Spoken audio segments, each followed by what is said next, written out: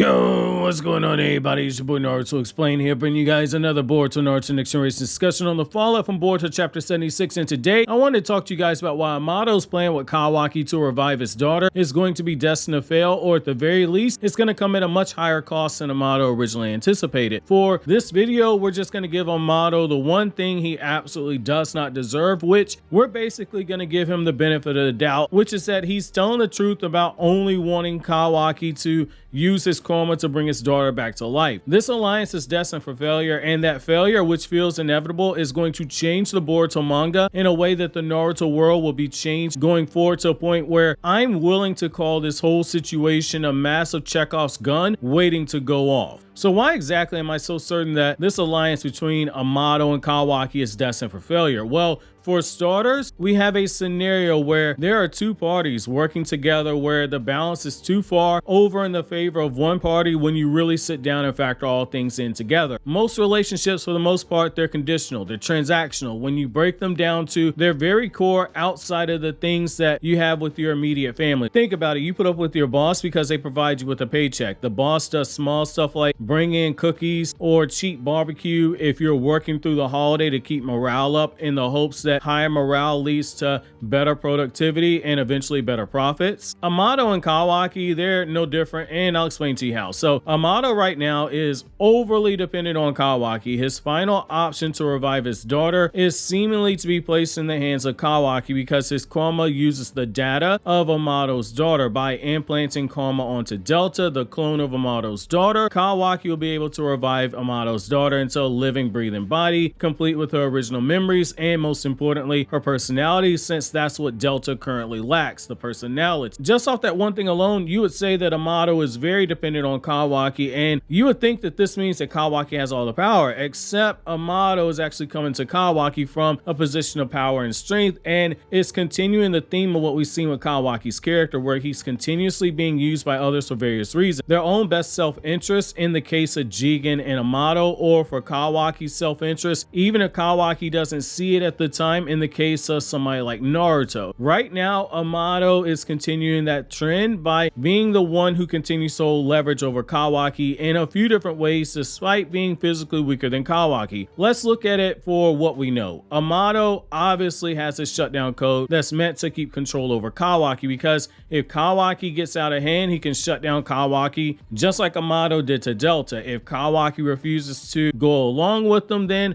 Amado can either threaten to use the shutdown code, or he can use it as leverage by revealing its existence and offer to remove it from Kawaki's body as a means of making an equal trade to Kawaki in order for Amado to get what he wants, since this would be something Kawaki wants removed from him due to not wanting to be under anyone's control. Just as Boruto has a theme of breaking free of the cycle of samsara, Kawaki has a theme of wanting to break free of control. There's also the matter of Kawaki is dependent on Amado to perform maintenance on his body. Kawaki is still a cyborg. I think a lot of people forget that. Yes, we saw him as a child, but a cyborg is a human being modified by science. He's not an android. There are no androids in Boruto, only cyborgs. Cyborgs are living, breathing people with mechanical enhancements. Kawaki is a cyborg. His body has been infused with Amado's ninja tech, and his body requires periodical maintenance that only Amado can do. Even after Amado turned over all his data to Konoha, his research was so far ahead of Konoha that he's still the only one who can properly work on Kawaki, because turning over that data means absolutely nothing if it's too complicated for you to understand, something that Katasuke said more than once. Everything Amado has done so far is so far above his level of comprehension that he doesn't understand it, and he needs time to be able to break everything down. It's going to take time for Konoha to get up to speed and get on par with Amado's science, and given it's one of the last trump cards that Amado has over Konoha, he's gonna be holding on to that edge for as long as he can, because that knowledge makes him invaluable to Konoha. They can't get rid of him. They can't punish him like when he makes these huge transgressions like giving Kawaki karma. So the slower it takes Katasuke to break down Amado's science and incorporate it into what Konoha already he has, the more time Amado finds to have another way to make himself more valuable to Konoha when he loses that edge via the science. Now, Kawaki knows that Amado is the one who has to perform that work on his body, and if he doesn't get the work done on that ninja tech in his body that Kawaki relies on so heavily, then over time it won't operate to peak efficiency like he's used to. Things like that accelerated healing of his injuries, it will slow down. Kawaki will heal closer to what a normal human does. Kawaki is not going to take too kindly to Amado having that type of an edge over him, no matter how small it is, because ultimately their relationship in this working capacity as we see it was always going to be destined to fail. A house that's built on the foundation that has been cracked is a house that will ultimately collapse when you look at it. The soil of their foundation was built on the soaked blood of all those children who Amado experimented on. Children who were just like Kawaki and abducted and forced to be test subjects for Amado and ultimately died when Jigen tried to pass on the karma seal of Ishiki Otsuki. Kawaki and Code were the only ones who survived. Kawaki, when we really sit down and look at his actions, look at his behaviors towards Amado, and look at their long history, Kawaki's never forgiven Amado of his past transgressions. Neither should he. There's too much mistrust built into that relationship that comes rightfully from Kawaki's side because he views this as a situation kind of like the frog helping the scorpion across the lake. Kawaki knows that at some point he's going to get stabbed in the back and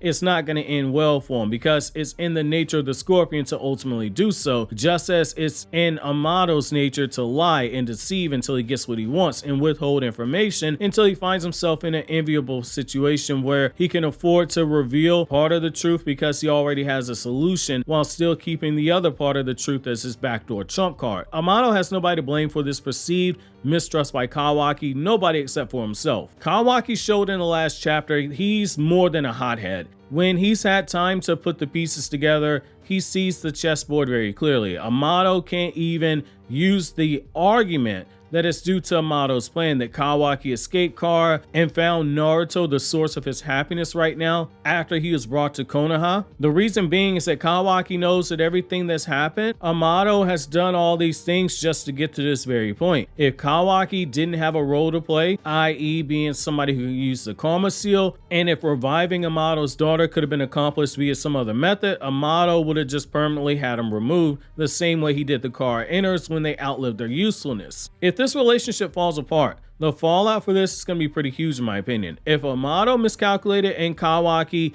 given this Delta clone, the karma seal results in the birth of another Otsuki, it's going to lead to more questions about Amado's motives. People in universe are going to ask, how could Amado have overlooked a possibility like this? And what else has he been hiding that we don't know about? In real life, fans are going to be asking if Amado knew what he was doing, and the Amado has a link to the Otsuki train. It's going to be fired up once again. If their relationship falls apart due to some unforeseen event, at what point does Kawaki not just take a turn for the darker that we already know he's going to take? He's got no issues of killing. One of the first things we see him do in universe is blow a man's body in half, leaving blood and guts all over the place, and the whole upper half of his body's just seemingly gone missing. He's even made the distinction between killing people for whatever reasons he rationalizes it for at the time. He told Code he killed a brother to protect Naruto right after he killed Boruto. The body wasn't even cold yet. And he proceeded to tell Code that he had no issues killing him since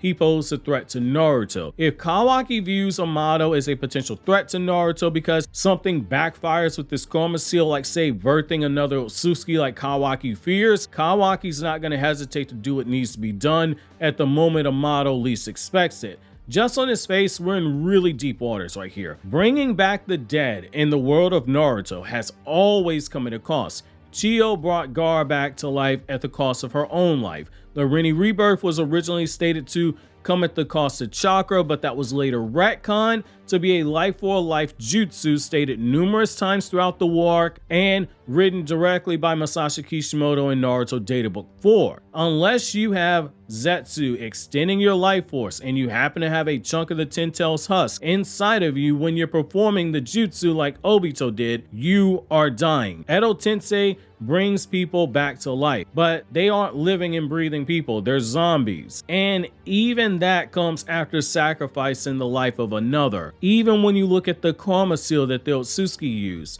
they're able to cheat death to come back to life. but it comes at the expense of erasing their vessel out of existence. Maybe Kawaki's karma, which supposedly has Amado's daughter's DNA in it, will only get rid of Delta as we know her. Maybe it's just an easier pill to swallow because Delta is Ibiki's clone. So physically there wouldn't be a change, and the only change would be the fact that Amado's daughter's personality is now inside of that Delta clone after the extraction, since genetically she's already Ibiki because she's a clone of Ibiki. But this feels like a Chekov's gun waiting to go off, and I cannot stress this enough. I really think this is going to be something that comes back later on in the story, which is where I'm going to leave things off with you guys. Do you guys agree Kawaki's karma and Amado's plan for it are a Chekov's gun, or am I being too hard and skeptical of Amado? While you think that over, click here for my Chainsaw Man chapter 117 review, or click here for this wholesome video from Naruto Explained with the most wholesome thumbnail ever.